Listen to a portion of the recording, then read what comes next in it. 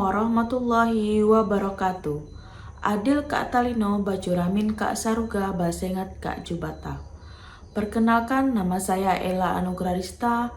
Saya merupakan dosen Fakultas Keguruan dan Ilmu Pendidikan, Program Studi Pendidikan Jasmani Kesehatan dan Rekreasi, Universitas Katolik Santo Agustinus Hippo, yang saat ini sedang mengikuti seleksi dosen tahun 2025. Saya juga merupakan dosen dengan tugas belajar tahun 2024 Program Studi Pendidikan Olahraga Strata 3. Dalam video ini, saya akan menyampaikan pernyataan diri Tridharma Perguruan Tinggi khususnya dalam bidang pengajaran. Baiklah, di sini saya akan menyampaikan penjabaran salah satu mata kuliah yang saya ambil, yaitu mata kuliah Biomekanika Olahraga. Baiklah, di sini saya akan menjelaskan deskripsi mata kuliah dan materi pembelajaran yang akan saya sampaikan selama 1 semester ini untuk mata kuliah Biomekanika Olahraga. Baiklah, saya akan share screen dulu. Oke.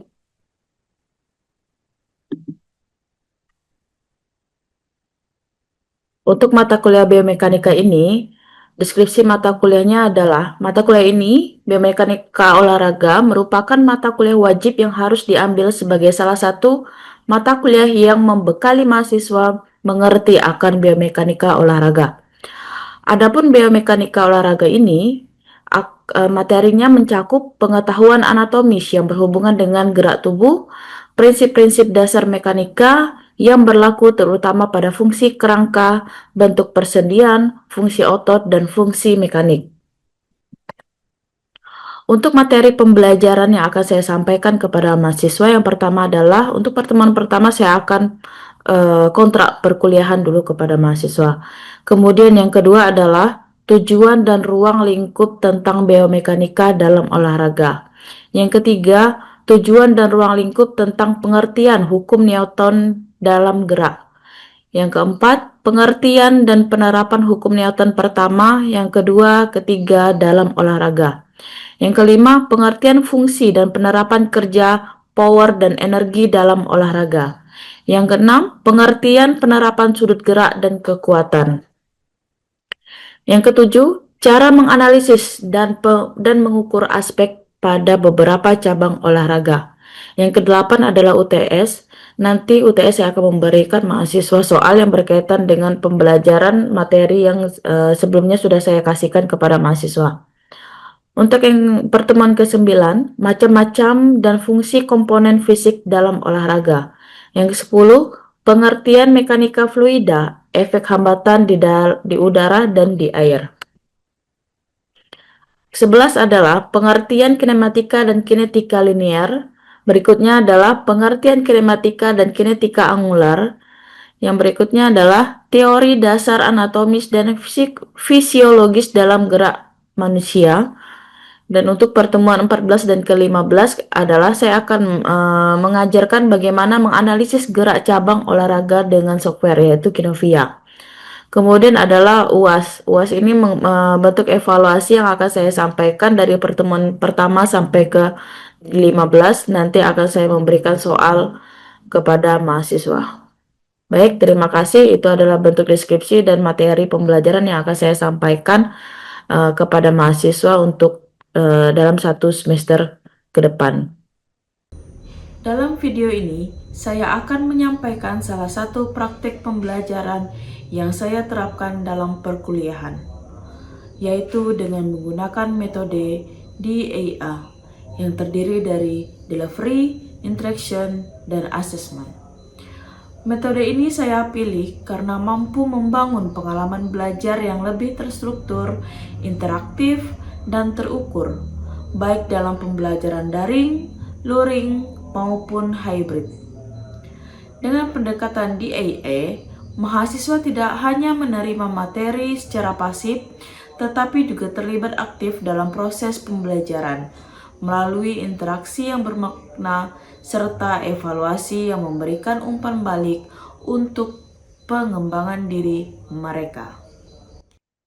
Baiklah, di sini saya akan menjelaskan pembelajaran yang akan saya lakukan, yaitu mata kuliah biomekanika olahraga. Di sini saya akan share screen dulu.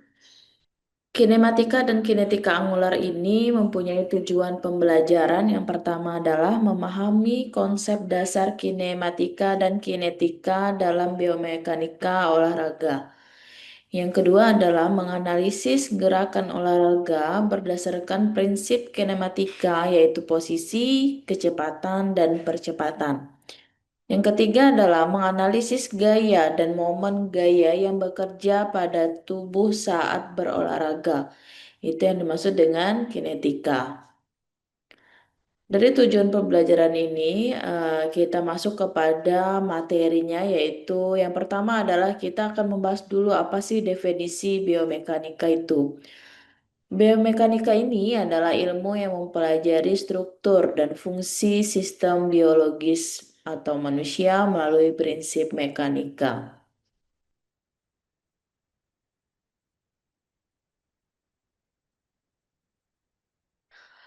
Kemudian adalah kinematika angular, ya. Apa sih yang dimaksud dengan kinematika angular?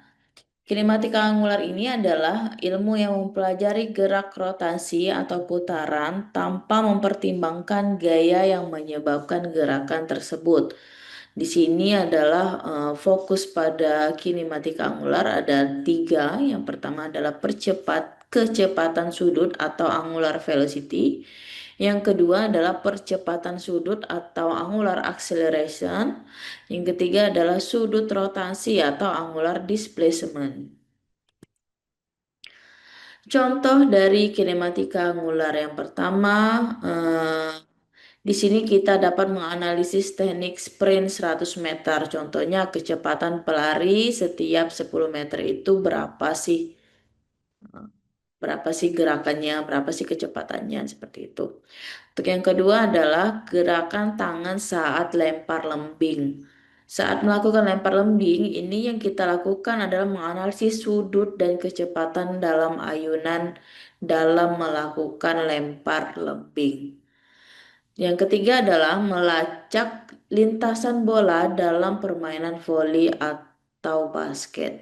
Nah, di sini kita melihat berapa sih lintasan bola pada permainan bola voli atau basket. Lanjut untuk kinematika angular, ya. Kinetika maksudnya. Kinetika angular ini merupakan gerak rotasi dengan mempertimbangkan gaya yang menyebabkannya.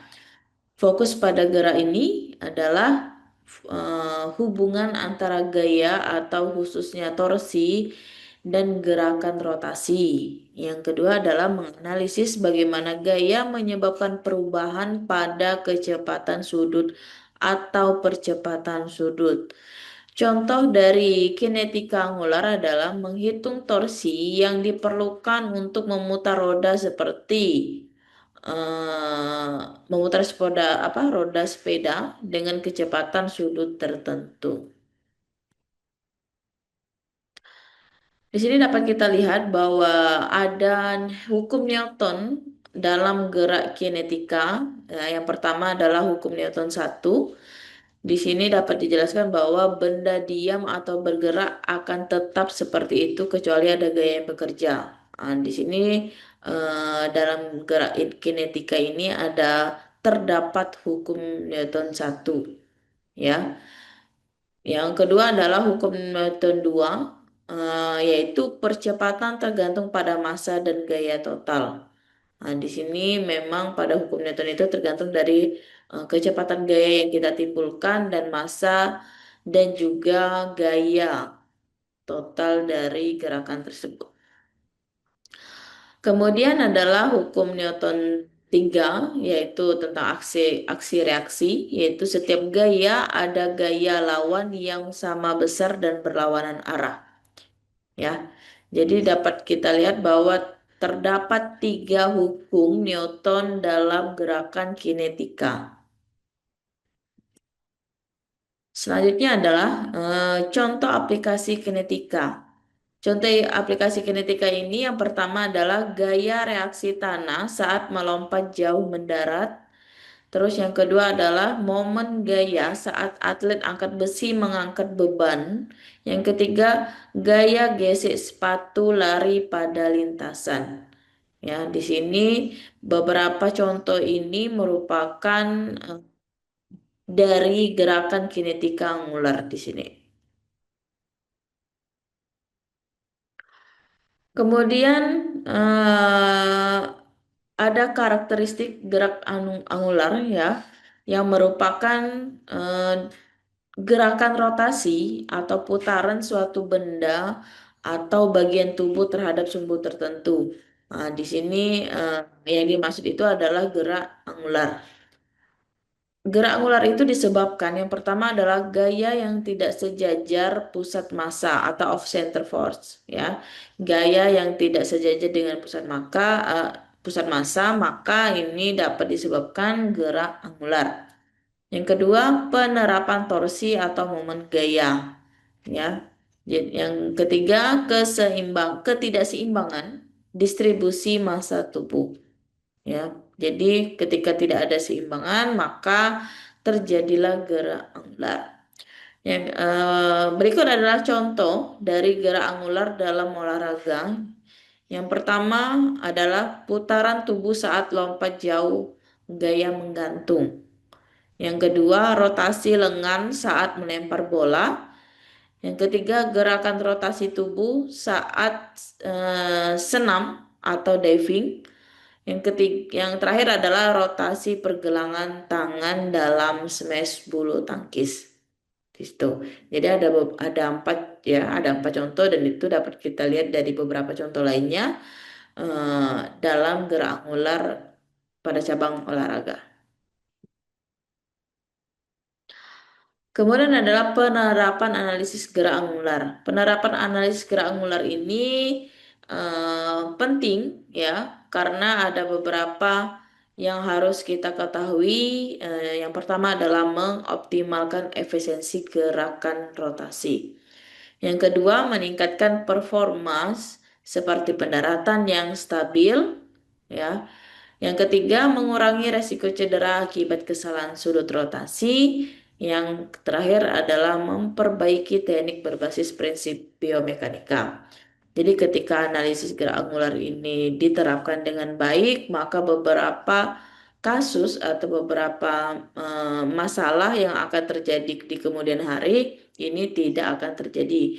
Karena kita dapat mengetahui bahwa ketika kita melakukan gerakan yang salah, akan terjadi hal-hal seperti cedera atau gerakan yang tidak stabil itu akan menimbulkan cedera, baik ringan, sedang maupun serius.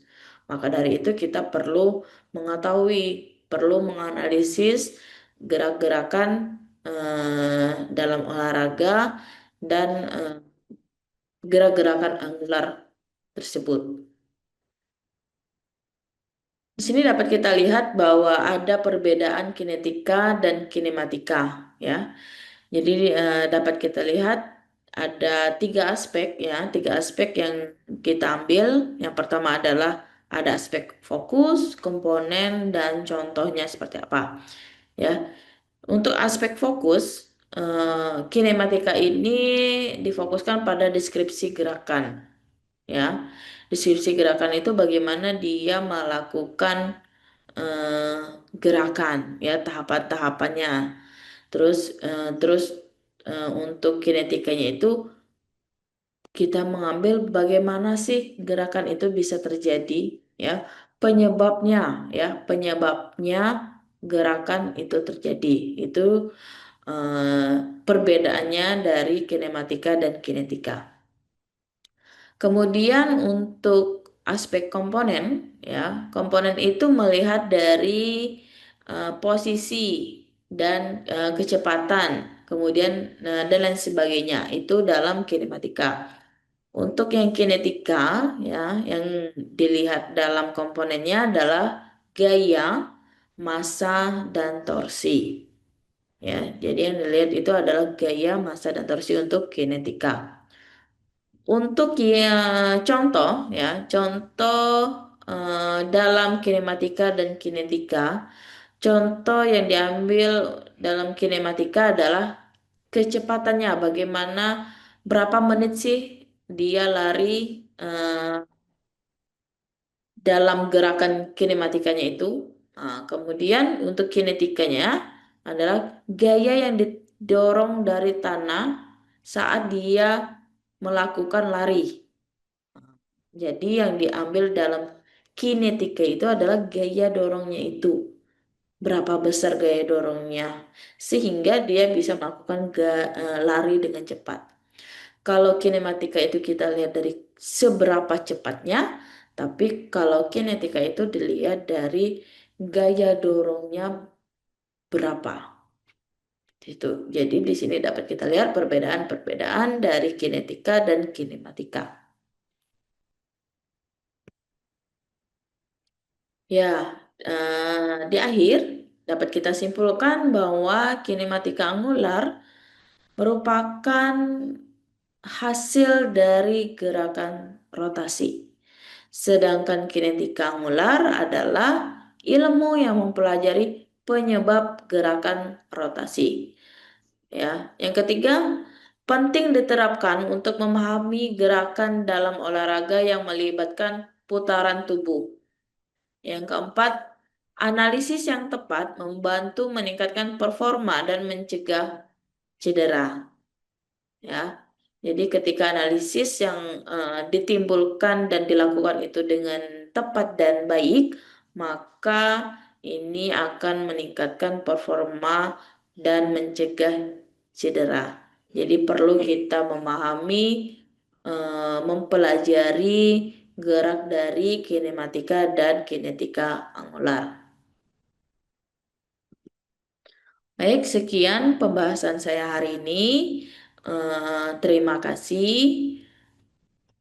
Sebelum mengakhiri eh, pembahasan perkuliahannya, di sini saya akan memberikan tugas kepada mahasiswa ya dalam pembahasan ini, dalam pertemuan ini yang berkaitan dengan materi yang telah saya sampaikan.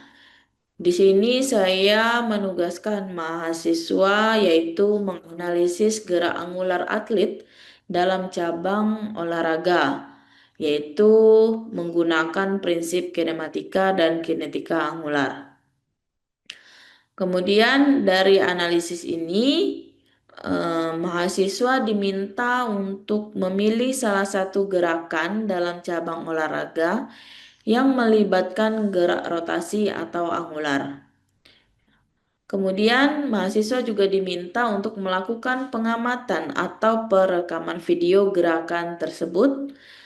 Kemudian, mahasiswa juga diminta untuk menganalisis gerakan berdasarkan sudut rotasi, kecepatan sudut, dan percepatan sudut. Setelah itu, mahasiswa juga harus memberikan atau menjabarkan faktor dari penyebab gerak angular seperti torsi dan distribusi massa. Ya, nanti mahasiswa juga harus menjelaskan hubungan hasil analisis dengan peningkatan performa olahraga.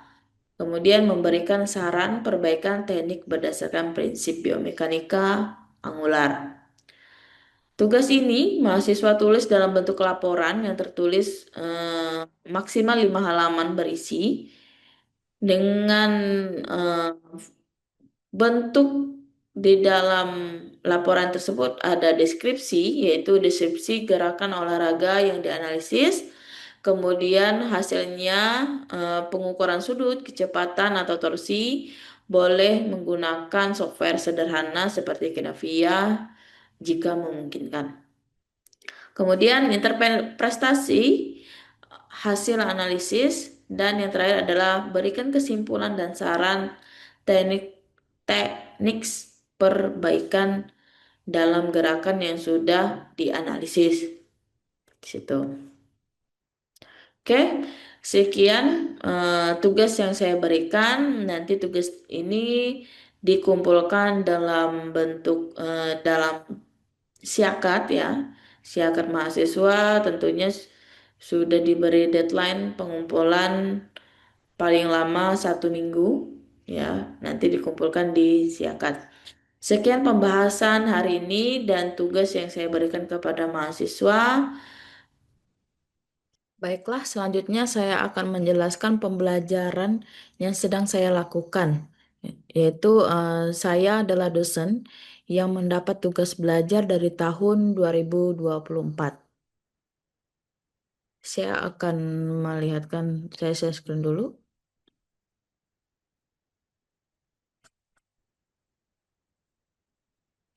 Oke.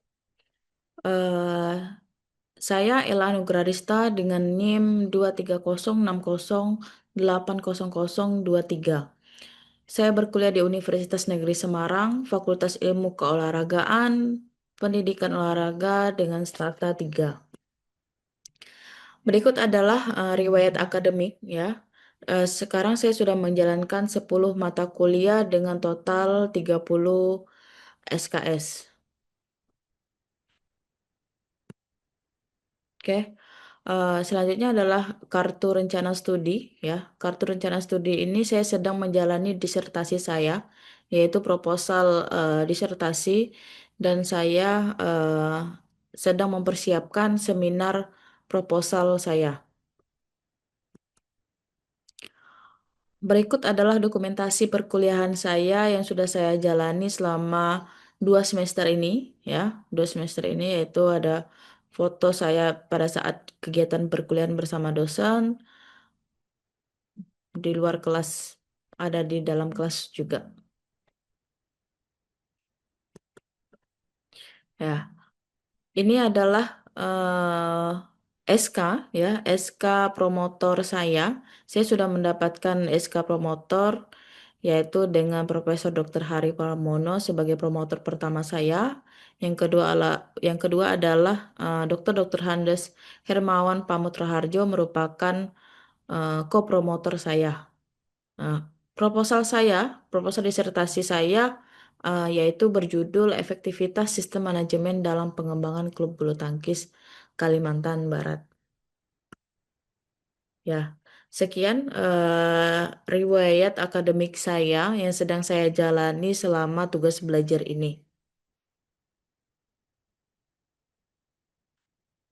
Bentar. Hmm,